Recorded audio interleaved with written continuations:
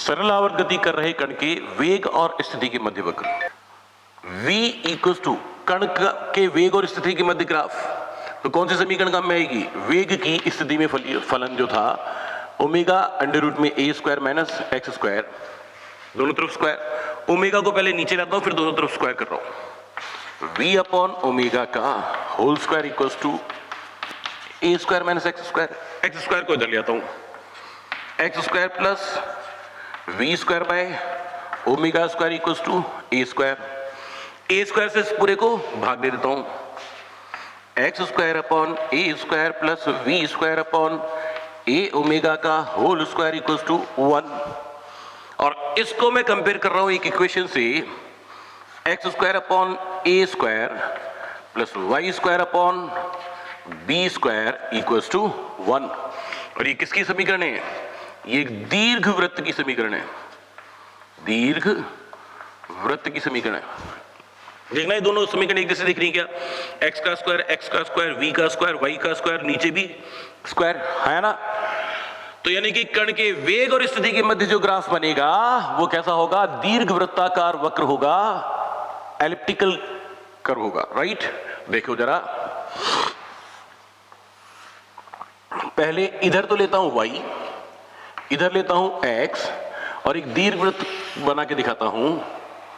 ये एक दीर्घ वृत्त है साहब, ठीक है, जिसमें ये डिस्टेंस कितनी है a और ये डिस्टेंस कितनी है b। अगर कहीं यदि a इक्वल्स टू b होता तो फिर ये ग्राफ कैसा बनता? ये ऐसा बन जाता जिसमें a की वैल्यू और b की वैल्यू सेम होती और वो किसके इक्वल हो जाती? ये हो जाता है एक सर्कल और ये सर्कल की रेडियस हो जाती है। जरा रख के देखो, यहां भी a स्क्वायर लिखो तो क्या आ जाएगा? ये भी a स्क्वायर, ये भी a स्क्वायर को एलसीएम लिया और उधर भेजा तो समीकरण क्या हो जाएगी? X square plus y square equals to a square. क्यों बता रहा हूं? ऐसे ही बता रहा हूं, मैथमेटिक्स से काम आती है क्या कि दीर्घवृत्त है कौन? एक ऐसा वृत्त जिसकी एक तरफ रेडियस इंक्रीज हो गई, डायमीटर इंक्रीज हो गई है। इस a को क्या बोलते हो? इसको बोलते हैं अर्ध दीर्घ अक्ष।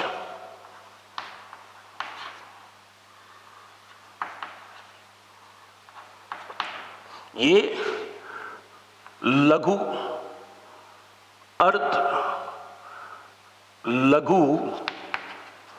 अर्ध अक्ष। Yes, okay. तो ऐसा ही ग्राफ बनाना है किसका? वेग और स्थिति के लिए। तो ये ग्राफ कैसा बनेगा? जी, इधर स्थिति x, इधर वेग v, और ये ग्राफ कैसा बनेगा? ऐसा, राइट। जब कण x बराबर प्लस a पर है, x बराबर प्लस a पर होने का मतलब चरम स्थिति। चरम स्थिति मतलब जहां से लौटना शुरू कर दिया, जहां से लौटना शुरू कर दिया वहां पे वेग शून्य। देखना, x का मान a है पर v का मान 0 है। यस, जब कण x बराबर 0 पर है, इस लाइन पे x बराबर 0 होता है, तो वेग कैसा है? माइनस का a ओमेगा। ये सुनो, खुद ही सोचो, धनात्मक चरम से लौटते लौटते लौटते इसका वेग बढ़ गया, माध्य स्थिति में अधिकतम हो गया। किस तरफ? ऋणात्मक दिशा में। देखो है कि नहीं है? यस। फिर कण कहां पहुंच गया? कण की माध्य स्थिति से दूरी बढ़ी, x बढ़ा, पर वेग वापस से क्या हो गया? शून्य। फिर माध्य स्थिति पे पहुंचा, उधर गया तो वेग शून्य, इधर आया तो वापस वेग बढ़ गया और वेग धनात्मक दिशा में कितना हो गया? a omega. और फिर वापस चरम स्थिति पे पहुंचा तो वेग शून्य। क्या देख रहे हो? जब कण माध्य स्थिति पर है तब वेग का परिमाण अधिकतम है परंतु दिशा माइनस a ओमेगा है। जब कण वापस से माध्य स्थिति पर है तो धनात्मक दिशा में a ओमेगा यानी कि वेग वापस से अधिकतम है। हाँ या ना? अजी सुनो ना, ये b कौन था? सेमी मेजर एक्सिस b की वैल्यू यहां पे किसके इक्वल है? a ओमेगा के इक्वल। तो ये वेग का अधिकतम मान हुआ कि नहीं हुआ? एम आई राइट और नॉट? Yes, okay.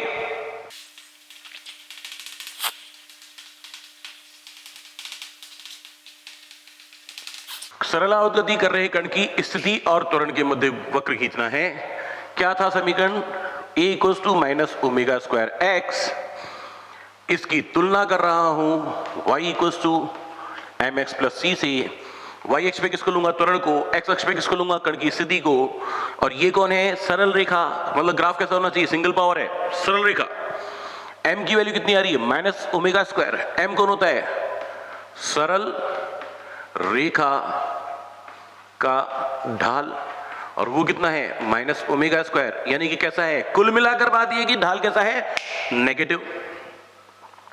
और c इक्वल्स टू, ओहो, c इक्वल्स टू 0, तो क्या बनेगा, एक सरल रेखा बनेगी जिसका ढाल ऋणात्मक होगा। ढाल ऋणात्मक होने का मतलब ये वाला जो कोण है थीटा, ये 90 डिग्री से अधिक होगा, तो सरल रेखा बनेगी।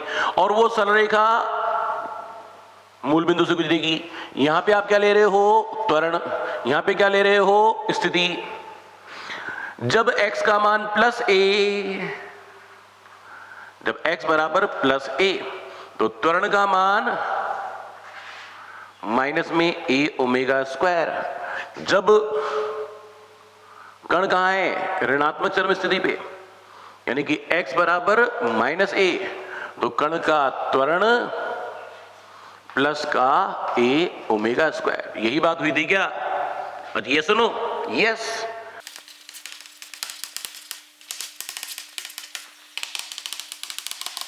दो ग्राफ बनाने, कण की स्थिति ऊर्जा और स्थिति के मध्य, इधर स्थिति ऊर्जा, इधर x। फॉर्मूला क्या था, स्थिति ऊर्जा बराबर हाफ की x square, u is proportional to x square.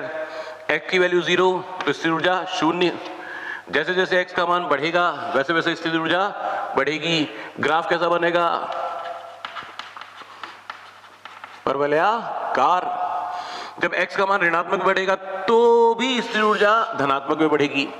और अधिकतम मान कितना होगा, जब x इक्वल्स टू a, तो स्थिति ऊर्जा मैक्सिमम कितनी, हाफ के a स्क्वायर। ये क्या हो गई, u मैक्स हाफ के a स्क्वायर। यस। दूसरा ग्राफ, इधर कण की गतिज ऊर्जा, इधर कण की स्थिति। समीकरण क्या थी, u इक्वल्स टू हाफ के a square minus x square.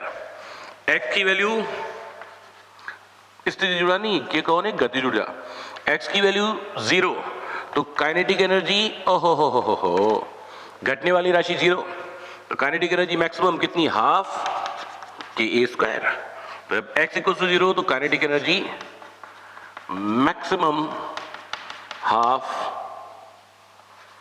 के a स्क्वायर। x का मान बढ़ाओ, x का मान बढ़ाओगे तो इस पूरी की वैल्यू घटेगी, और जब x का मान a हो जाएगा तो ये a square minus a square यानी कि क्या हो जाएगा, 0। तो x इक्वल्स टू प्लस या माइनस a पर kinetic energy reduces to 0। x equals to plus a पर, x equals to minus a पर गतिज ऊर्जा क्या हो गई, 0।